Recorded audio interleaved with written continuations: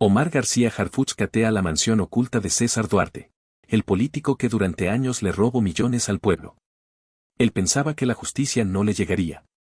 A las 2:40 de la madrugada de este martes, en lo profundo de la Sierra de Chihuahua, un portón de acero negro reventó y ese estruendo marcó el inicio de un operativo que destaparía uno de los secretos mejor enterrados del poder político en México.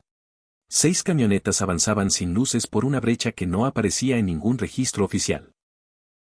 No había señales, no había testigos, solo coordenadas precisas y una orden clara transmitida por radio. No vamos a retroceder, dijo Harfuch. El objetivo era un rancho que, en el papel, no existía. En la realidad, era el refugio oculto de César Duarte, exgobernador de Chihuahua, símbolo del saqueo institucional, prófugo durante años y ahora nuevamente en el centro de un escándalo que amenaza con reventar todo lo que aún permanece oculto. Lo llamaban vacas gordas. 25 hectáreas escondidas entre Campo 72 y La Boquilla, completamente ausentes de catastros, expedientes judiciales y de la lista oficial de más de 50 propiedades que ya habían sido aseguradas al exmandatario. Nadie, ni la Fiscalía, ni el SAT, ni la FGR, había detectado ese punto ciego. Hasta esa noche. Cuando el equipo ingresó, el tamaño del hallazgo fue imposible de ignorar. Una residencia de lujo con cine privado, terrazas con asadores, una presa artificial y varias camionetas Suburban blindadas resguardadas en la cochera. Todo rodeado de alambre de púas, protegido por árboles viejos y diseñado para no ser visto desde ningún ángulo convencional. Pero el verdadero problema no era el exceso. Era lo que estaba oculto. En una caja fuerte encontraron dinero en efectivo, joyas, diamantes, zafiros, pasaportes falsos y restos de documentos oficiales parcialmente quemados dentro de una bolsa negra. No era un refugio improvisado. Era un búnker financiero. Una cápsula intacta del saqueo estatal que había logrado sobrevivir a años de investigaciones. La razón empezó a quedar clara de inmediato. El rancho no estaba a nombre de Duarte. Figuraba como propiedad de una supuesta empresa ganadera con domicilio inexistente y una representante legal demasiado cercana para ser coincidencia, su esposa, Berta Olga Gómez. Ese detalle abrió un expediente olvidado, un contrato firmado años atrás y una grieta que nadie había querido mirar. Harfuch la detectó, la siguió y al forzarla activó un operativo que ya no podía detenerse. Porque si ese rancho había permanecido invisible durante tanto tiempo, la pregunta era inevitable. ¿Cuántos más siguen enterrados en la sierra? Desde el aire, las imágenes térmicas mostraban un sitio en silencio absoluto. Sin luces, sin movimiento, sin señales humanas. Pero afuera, algo no cuadraba. Árboles recién podados, tierra removida y cámaras de seguridad activas. Alguien había estado ahí. Tal vez horas antes. Tal vez aún seguía dentro. Nadie respondió al primer llamado. Todo estaba demasiado limpio para ser un lugar abandonado. La orden llegó sin titubeos. Ingreso forzado. La explosión controlada sacudió la propiedad completa. Al cruzar el umbral, los agentes se encontraron con un escenario que no debía existir. Jardines perfectamente cuidados, un estanque artificial con aves exóticas, caballos pura sangre en los establos y obras de arte valuadas en millones colgadas en las paredes. En una de las salas, una botella de coñac de colección permanecía intacta. En la recámara principal, colchas de piel fina y almohadas bordadas con las iniciales CD confirmaban lo evidente: Duarte nunca dejó de vivir como si el poder siguiera siendo suyo. Pero la primera grieta real apareció entre documentos viejos. Un contrato ganadero fechado en 2012, con sellos oficiales y el nombre de una empresa fantasma. Al rastrearla, todo conducía al mismo círculo. Prestanombres, notarios ligados a viejos escándalos y una red diseñada para lavar recursos durante más de una década. Entonces surgió un testimonio que lo cambió todo. Un exvaquero del rancho declaró haber visto llegar ganado sin registro, camiones que no figuraban en ningún control y mencionó una dirección que no existía en ningún mapa. Esa declaración llevó directamente hasta vacas gordas. Y lo que diría después estremecería incluso a los agentes más curtidos.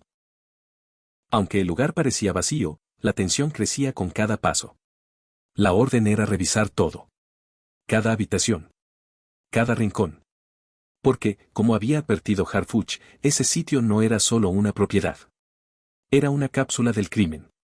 En el sótano apareció una credencial de lector chamuscada. Pertenecía a un proveedor del gobierno estatal desaparecido en 2017. En los establos, una libreta con números de cuenta y nombres en clave. Y entre la paja, casi enterrada, una caja fuerte empotrada. El perímetro se cerró en silencio absoluto. Al abrirla, ya no hubo dudas. No era dinero oculto. Era un archivo criminal completo. Billetes apilados como ladrillos en distintas divisas, relojes de colección, cadenas de oro y varios pasaportes falsos. Uno de ellos mostraba la imagen de César Duarte con otra identidad, vinculada a propiedades en Texas. En ese momento, quedó claro que esto apenas comenzaba. Y lo que estaba por salir a la luz era todavía más grave. Antes de continuar, suscríbete ahora a Operación Harfuch, porque lo que sigue no lo vas a ver en ningún otro canal. El rancho no solo servía como escondite. Funcionaba como refugio, bóveda y centro de operaciones. Entre los objetos asegurados aparecieron zafiros, diamantes sin engarzar y un broche de oro con el escudo del PRI, una pieza que parecía más una declaración de impunidad que una joya. Pero lo que heló la escena estaba dentro de una bolsa negra deformada por el calor. Al abrirla, un olor a plástico quemado obligó a los agentes a retroceder un paso. En su interior había documentos oficiales parcialmente reducidos a cenizas. El fuego no alcanzó a borrarlo todo. Entre los restos, uno de los papeles aún dejaba ver un convenio fechado en 2014, firmado con una empresa que no existía en ningún registro mercantil. Ese fragmento terminó de revelar el verdadero rostro del crimen. No se trataba de sicarios ni de un cártel armado, sino de un gobernador priista utilizando el ganado como fachada para desviar recursos públicos. Un golpe seco resonó desde el fondo del terreno. Luego otro. Provenían de más allá de los establos. La reacción fue inmediata. Equipos tácticos desplegados. Armas arriba. Harfuch, conectado en tiempo real, ordenó máxima cautela. Si alguien seguía ahí, no era un intruso cualquiera. Era alguien que sabía demasiado. El avance hacia la parte trasera reveló huellas frescas en la tierra húmeda, marcas de una carrera reciente. El aire se volvió más frío. Entre los arbustos apareció una puerta metálica semienterrada, invisible para satélites y ausente en cualquier plano de la propiedad. La orden fue clara, abrirla con extremo cuidado. La compuerta se dio con un chirrido oxidado. Debajo, unas escaleras descendían hacia una habitación subterránea. El olor a humedad y papel viejo llenó el espacio cuando las linternas iluminaron el interior. No era un refugio, era un archivo clandestino. Estantes metálicos cubrían las paredes, repletos de cajas perfectamente organizadas por año y por dependencia estatal.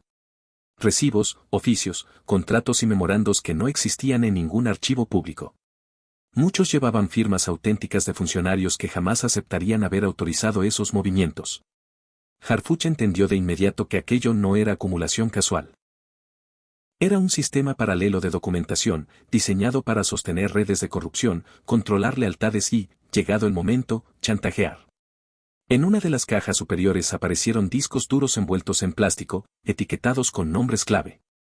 A su lado, libretas con montos, fechas y destinos.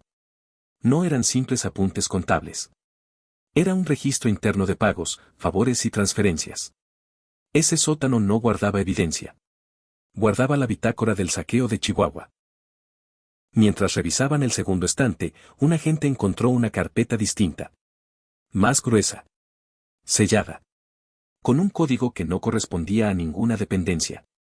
Dentro había fotografías impresas, recibos en efectivo y cartas firmadas por operadores cercanos a Duarte. Varias imágenes mostraban reuniones realizadas en ese mismo rancho. Para Harfuch, esa era la confirmación definitiva del vínculo operativo directo. En un rincón, una caja metálica con doble candado llamó la atención. Al forzarla, aparecieron varias memorias USB numeradas y una libreta con claves que parecían corresponder a cuentas bancarias en el extranjero.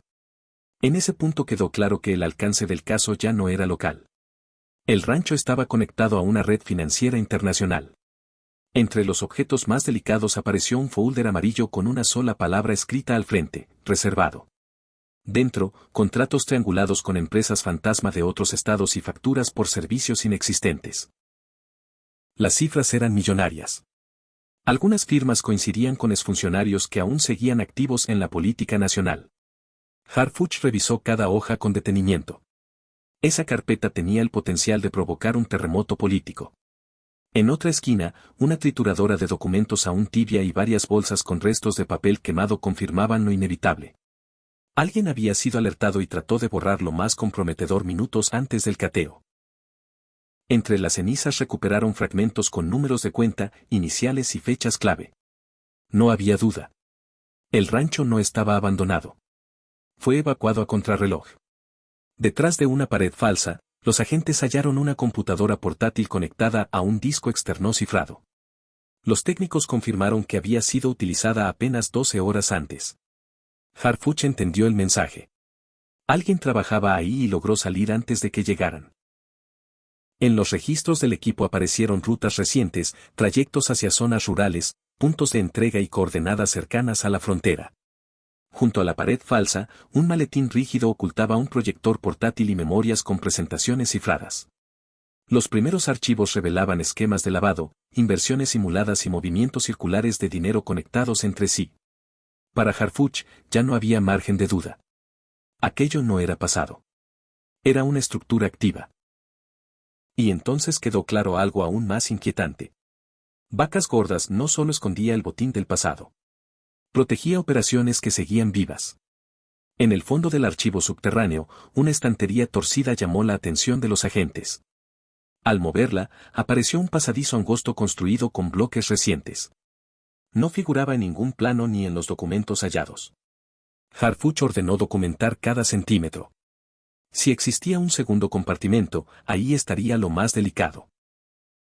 El túnel conducía a una puerta metálica sellada. Al abrirla, quedó expuesta una habitación pequeña, iluminada apenas por una bombilla. En el centro, una mesa con carpetas marcadas con códigos alfanuméricos contenía listas de contactos internacionales, transferencias y vínculos con empresas pantalla. Era la conexión directa entre Duarte y redes financieras fuera del país. En una caja de madera, fuera de lugar entre tanto equipo moderno, encontraron cartas escritas a mano. Instrucciones claras para operadores financieros y actores políticos. No había intermediarios. Duarte coordinaba personalmente. Un cuaderno viejo reveló fechas, nombres abreviados y referencias a proyectos estatales que oficialmente nunca se concluyeron. Para Harfuch, eso probaba el desvío sistemático de recursos públicos hacia la red privada que operaba desde el rancho. Fotografías mostraban vehículos entrando por rutas alternas, descargas nocturnas y placas de Texas y Nuevo México. Vacas Gordas no era un sitio fijo. Era un punto de tránsito para operaciones transfronterizas. Entre los archivos apareció un plan titulado Proyección. Un esquema a 5 años que detallaba expansión de rutas financieras y adquisición de terrenos. Las fechas coincidían con ciclos electorales. Duarte no solo había saqueado al Estado, había diseñado una estructura para seguir influyendo tras su caída pública. Más al fondo, un archivador sellado contenía denuncias que nunca se presentaron y reportes sobre funcionarios que intentaron investigar al exgobernador. Varias hojas incluían notas de vigilancia. Luego apareció un sobremarcado como riesgo. Dentro, fotografías de periodistas, activistas y exfuncionarios, con rutinas y domicilios anotados. No solo protegían el dinero. Vigilaban a quienes podían exponerlo. Radios tácticos con frecuencias alteradas y claves de comunicación confirmaban la continuidad de viejas operaciones. Contratos internacionales por maquinaria agrícola que nunca llegó al Estado revelaban una triangulación millonaria. Y entre los últimos objetos, un celular antiguo sin chip guardaba notas de voz con rutas, entregas y fechas que coincidían con toda la documentación hallada. Para Harfuch, ya no había duda. Vacas Gordas no era el centro del esquema. Era solo una pieza de algo mucho más grande. Y lo que aún faltaba por abrir era lo más peligroso. Al abrir la última caja metálica, los agentes encontraron varios discos duros rotulados con códigos que no correspondían a ninguna dependencia oficial. Los técnicos confirmaron de inmediato registros de movimientos nocturnos, depósitos fragmentados y mensajes cifrados enviados al extranjero. Para Harfuch, aquello era el núcleo digital de toda la operación. Dentro de un archivo comprimido apareció lo más revelador. Una lista completa de propiedades ocultas repartidas entre Chihuahua, Durango y Texas, todas conectadas mediante prestanombres. Varias coincidían con los territorios señalados por el exvaquero.